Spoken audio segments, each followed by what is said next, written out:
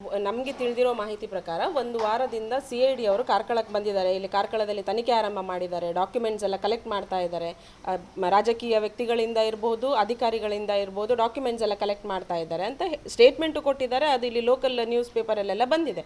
So ನಾವು ಹೇಳ್ತಾ ಇರೋದು, ನಾವು ಡೇ ಒನ್ನಿಂದ ನಾವು ಹೋರಾಟಗಾರರು, ಸಮಾನ ಮನಸ್ಕರು ಅಂತ ಏನು ಹೋರಾಟ ಸ್ಟಾರ್ಟ್ ಮಾಡಿದ್ವಿ, ಅಲ್ಲಿ ಭ್ರಷ್ಟಾಚಾರ ಆಗಿದೆ, ಅಲ್ಲಿ ಮೂರ್ತಿ ಏನಿದೆ ಅದರಲ್ಲೆಲ್ಲ ಭ್ರಷ್ಟಾಚಾರ ನಡೆದಿದೆ ಅಂತ ನಾವು ಹೋರಾಟ ಸ್ಟಾರ್ಟ್ ಮಾಡಿದ್ವಿ. ಒಬ್ಬರು ಹೋರಾಟಗಾರರನ್ನು ನಾವು ರೀಚ್ ಆಗಲಿಲ್ಲ. ಡಾಕ್ಯುಮೆಂಟ್ಸ್ ಇರೋದು ನಮ್ಮ ಹತ್ರ. ಇವಾಗ ನಿರ್ಮಿತಿ ಕೇಂದ್ರ ಇರ್ಬೋದು, ಜಿಲ್ಲಾಡಳಿತ ಇರ್ಬೋದು, ಅಥವಾ ಇಲ್ಲಿರುವ MLA ಇರ್ಬೋದು, ಎಲ್ಲರೂ ಏನು ಮಾಡಿದ್ದಾರೆ ಅಂತ ಅವರ ವಿರುದ್ಧ ಹೋರಾಟ ಮಾಡಿರೋದು ನಾವು. ಸೊ ನಮ್ಮನ್ನು ರೀಚ್ ಆದರೆ, ಇಲ್ಲಾದರೆ ಇದು ಅವ್ರು ಏನು ಇನ್ವೆಸ್ಟಿಗೇಷನ್ ಅಂತ ಇವಾಗ ಹೇಳ್ತಾ ಇದ್ದಾರೆ ಅದು ಒನ್ ಸೈಡೆಡ್ ಆಗೋಗುತ್ತೆ. ಅಲ್ಲಿ ಅಪೋಸಿಷನ್ ಇಲ್ಲ. ನಮ್ಮನ್ನು ರೀಚ್ ಆಗಬೇಕಿತ್ತು. ನಾವು ಬ್ಯಾಂಗ್ಳೂರು ಆಫೀಸಿಗೆ ಹೋಗಿ CID ಹತ್ರ ಈ ಥರ ನಮ್ಮನ್ನು ಇದರಲ್ಲಿ ಪಾರ್ಟಿ ಮಾಡಿ ಅಂದಾಗ, ನಿಮ್ಮನ್ನು ನಾವು ಡೈರೆಕ್ಟಾಗಿ ಪಾರ್ಟಿ ಮಾಡಲಿಕ್ಕೆ ಆಗೋದಿಲ್ಲ, ನಮಗೆ ಮುಖ್ಯಮಂತ್ರಿ ಕಚೇರಿಯಿಂದ ಪತ್ರ ಬಂದ ಮೇಲೆ ನಮ್ಮ ಅಧಿಕಾರಿಗಳು ನಿಮ್ಮ ಕಾರ್ಕಳಕ್ಕೆ ಬಂದ ಮೇಲೆ ನಾವು ನಿಮ್ಮನ್ನು ಪಾರ್ಟಿ ಮಾಡ್ತೇವೆ ಅಂತ ಹೇಳಿದರು. ಆದರೆ ಒಂದು ವಾರ ಮೇಲಾಯಿತು, ನಮ್ಮನ್ನು ಯಾವುದೇ ಕಾರಣಕ್ಕೂ ಅವರು ರೀಚ್ ಆಗಲಿಲ್ಲ. ನಮಗೆ ಪತ್ರಗಳಾಗಲಿ ಅಥವಾ ಯಾವುದೇ ಕರೆಗಳಾಗಲಿ ನೀವು ಬಂದು ಹೇಳಿಕೆ ನೀಡಬೇಕು ಅಂತ ಅವರು ನೀಡಲಿಲ್ಲ. ಸೊ ಇದರಿಂದ ನಮಗೇನು ಅನಿಸುತ್ತೆ ಅಂದರೆ, CID ಅವರು ಕೂಡ ಈ ಭ್ರಷ್ಟಾಚಾರದಲ್ಲಿ ಅಡ್ಜಸ್ಟ್ಮೆಂಟ್ ಆಗ್ತಾ ಇದ್ದಾರೆ, ಶಾಮೀಲಾಗ್ತಾ ಇದ್ದಾರೆ.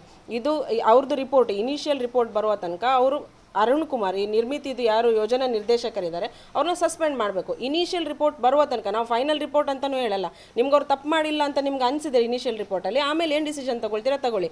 ಆದರೆ ಇನಿಷಿಯಲ್ ರಿಪೋರ್ಟ್ ಬರುವ ತನಕ ಅರುಣ್ ಕುಮಾರ್ ಅವ್ರನ್ನ ಸಸ್ಪೆನ್ಷನ್ನಲ್ಲಿ ಇಡಲೇಬೇಕು. ಯಾಕೆ ಹೇಳಿದರೆ, ಯಾವುದೇ ಅಧಿಕಾರಿಗಳಿರಲಿ, ನ್ಯೂಸ್ ಪೇಪರ್ ಅವರಿರಲಿ, ಎಲ್ಲರನ್ನೂ ಇಲ್ಲಿರುವ ಶಾಸಕ ಸುನಿಲ್ ಕುಮಾರ್ ಅವರು ಮತ್ತು ಅಲ್ಲಿ ಯೋಜನಾ ನಿರ್ದೇಶಕರಾಗಿರುವಂತಹ ನಿರ್ಮಿತಿ ಕೇಂದ್ರದ್ದು ಅರುಣ್ ಕುಮಾರ್ ಅವರು, ಇವರು ಎಲ್ರಿಗೂ ಸೆಟಲ್ಮೆಂಟ್ ಮಾಡ್ತಾ ಇದ್ದಾರೆ, ಎಲ್ರಿಗೂ ಈ ಥರ ಇದರಲ್ಲಿ ಅಡ್ಜಸ್ಟ್ಮೆಂಟ್ ಆಗಲಿಕ್ಕೆ ಆಫರ್ ಇಡ್ತಿದ್ದಾರೆ ಅಂತ ಗೊತ್ತಿರುವಾಗ ಅವ್ರನ್ನ ಖಂಡಿತವಾಗ್ಲೂ ಸಸ್ಪೆನ್ಷನಲ್ಲಿ ಇಡಬೇಕು, ಇನಿಷಿಯಲ್ ರಿಪೋರ್ಟ್ ಕೊಡಬೇಕು. ಆ್ಯಂಡ್ ನಮಗೆ ಇಲ್ಲಿ ಯಾರು ಹೋರಾಟಗಾರರಿದ್ದಾರೆ ನಮ್ಮನ್ನು ಇಲ್ಲಿ ಪಾರ್ಟಿ ಮಾಡಬೇಕು, ನಮ್ಮಿಂದ ಡಾಕ್ಯುಮೆಂಟ್ಸ್ ತಗೊಳ್ಬೇಕು. ಇದು ಯಾವುದೂ ಆಗಲಿಲ್ಲ ಅಂದರೆ ನಾವು ಕೂಡ ವೆಯ್ಟ್ ಮಾಡ್ತೇವೆ. ನಾವು 1 ವೀಕ್ ವೆಯ್ಟ್ ಮಾಡಿದ್ದೇವೆ.